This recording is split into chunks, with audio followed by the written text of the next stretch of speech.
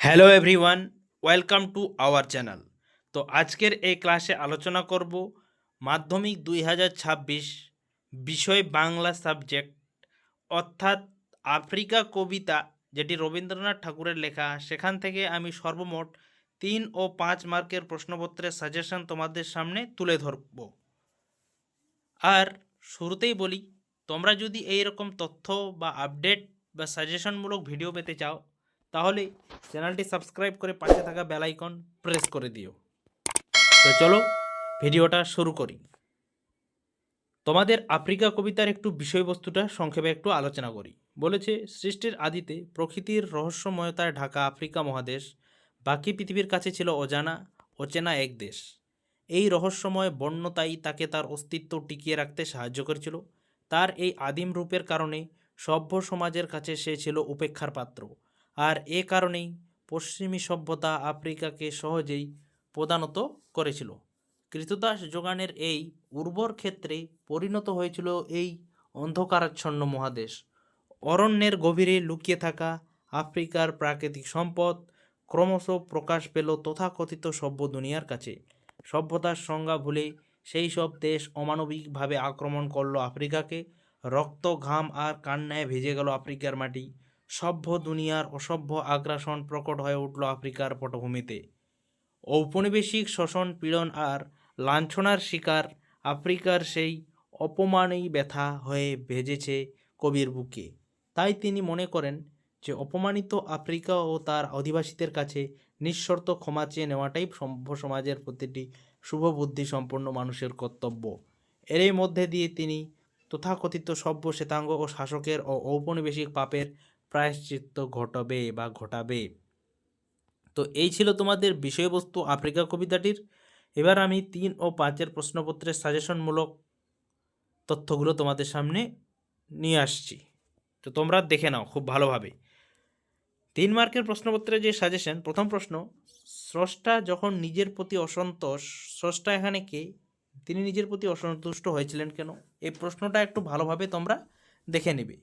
প্রশ্নপত্রে যদি উত্তরপত্র প্রয়োজন হয়ে থাকে তাহলে ডিসক্রিপশন বক্সে হোয়াটসঅ্যাপ গ্রুপ রয়েছে, তোমরা সেখানে গিয়ে যুক্ত হয়ে যাও, তো তোমরা অ্যান্সারগুলো পেয়ে যাবে। নেক্সট 2 দাগের প্রশ্ন ছিনিয়ে নিয়ে গেল তোমাকে। বলেছে ছিনিয়ে নিয়ে গেল তোমাকে বলতে কাকে বোঝানো হয়েছে, কে তাকে কোথা থেকে ছিনিয়ে নিয়ে গেল? 3 দাগের হায় ছায়াবৃতা এখানে কে, তাকে ছায়াবৃতা বলার কারণ কি? প্রশ্নটা একটু ভালো করে স্টার মার্ক করে রাখবে। নখ যাদের তীক্ষ্ণ তোমার নেকড়ের চেয়ে, যাদের বলতে কাদের কথা বলা হয়েছে, তাদের নখ নেকড়ের চেয়ে তীক্ষ্ণ বলার কারণটা কি? 5 দাগের সভ্যের বর্বর লোভ নগ্ন করলো আপন নির্লজ্জ অমানবতাকে, তাৎপর্য বুঝিয়ে দাও। বলেছে এই প্রশ্নটার একটু তাৎপর্যটা বুঝিয়ে দিতে হবে। নেক্সট 6 দাগের বর্বর সভ্যতার অনুপ্রবেশে আফ্রিকার পরিণতি কি হয়েছিল? এই প্রশ্নটিও তোমরা একটু ভালো করে লক্ষ্য করবে। 7 দাগের ইম্পর্টেন্ট একটা প্রশ্ন, যে সমুদ্র পারে সেই মুহূর্তেই, সমুদ্র পারে বলতে কি বোঝানো হয়েছে, সেই মুহূর্তে কি ঘটেছিল? নেক্সট 8 দাগের দাঁড়াও ওই মানহারা মানবীর ধারে, কাকে দাঁড়াতে বলা হচ্ছে? মানহারা মানবী সম্বোধনের কারণ কি?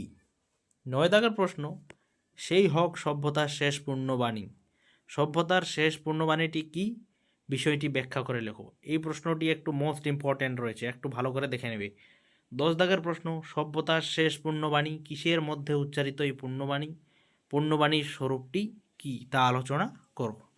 তো এই ছিল 3 মার্কের প্রশ্নপত্রের সাজেশন। তো এবার আমরা দেখে নেব 5 মাত্রের যে প্রশ্নপত্রের সাজেশনগুলো। তো চলো দেখে নিই।